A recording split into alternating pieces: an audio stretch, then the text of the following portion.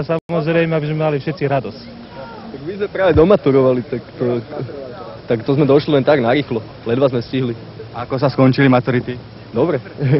Takže veríte, že na jednotku zmaturuje aj Slovan? Tak, samozrejme. Nádherná obruč divákov, veď kto by nechcel byť pri tom?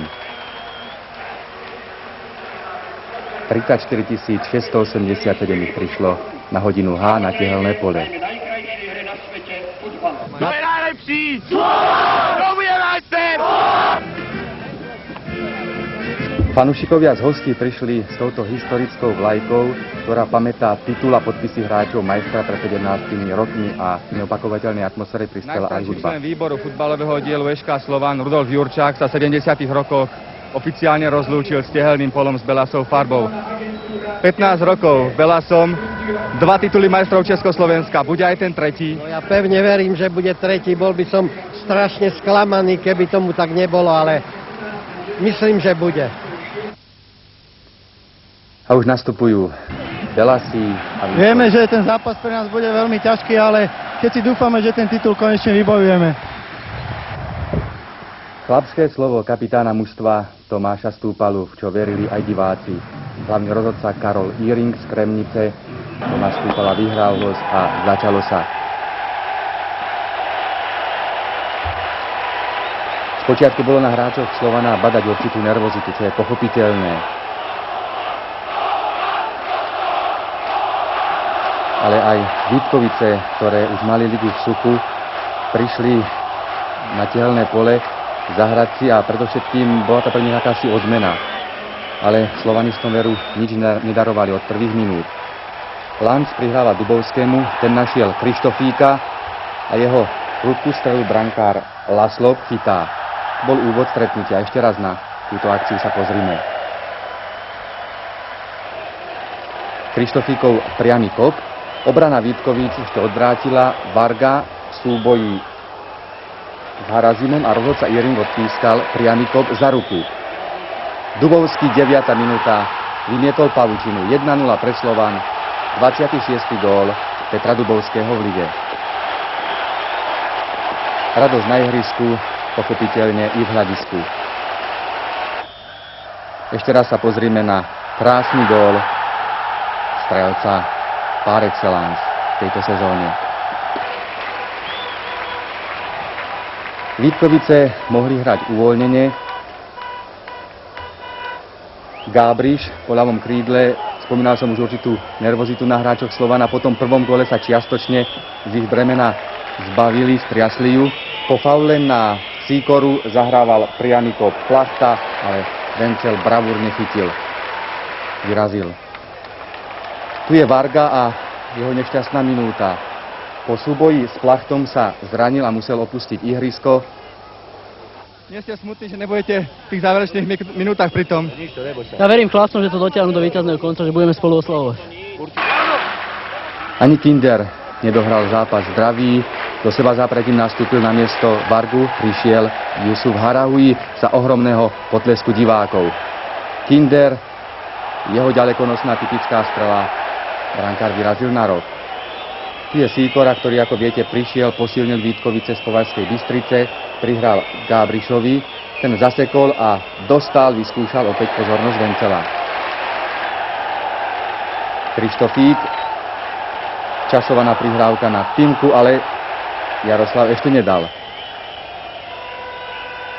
Tu je Harazím, v spolupráci jeho strela, ale chvíľa dobre postavený. Sýkora slabšie vystrelil.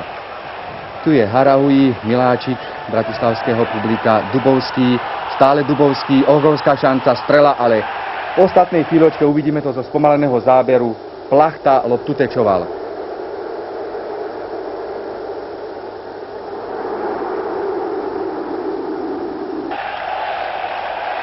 Mexická vlna nie poprvý raz v podaní divákov na tehelnom poli.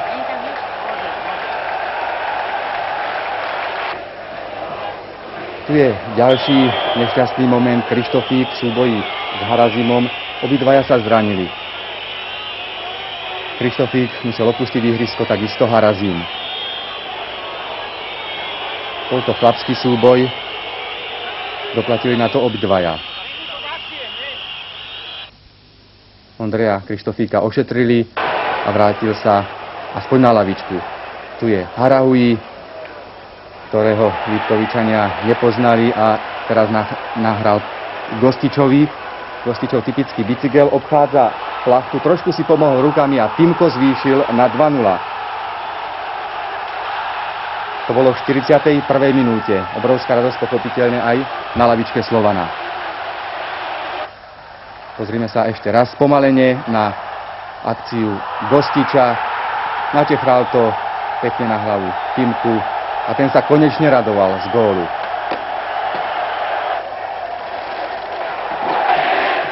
Štyri minúty zostávali do konca prvého polčasu. Opäť Gostič. Súboj s Onuferom a tento raz rozhodca mal právo odpískať pokutový kop. Peter Dubovský, predposledná minúta prvého polčasu, 3-0.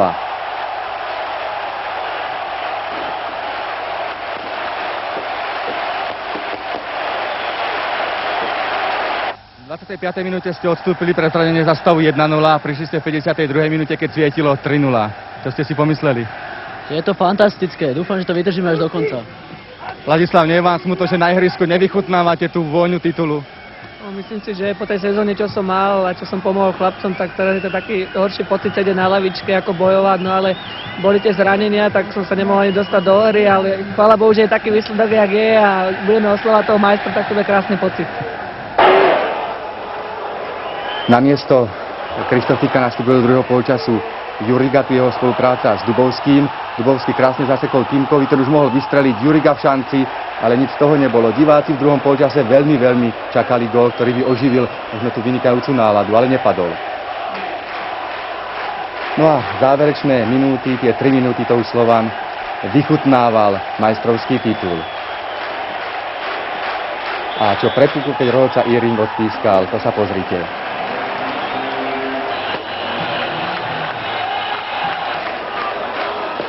Takže po 17 rokoch opäť titul a pohár na tehelnom poli. Som rád, že som sa toho dožil. Už druhý raz som videl na tomto ihrisku majstra. Ešte raz veľmi pekne ďakujem. Za letošní ročník si Slovan mistra zasloužil, protože hrál tak... Celou dobu hrál, dá sa říct, najlepší fotbal, no.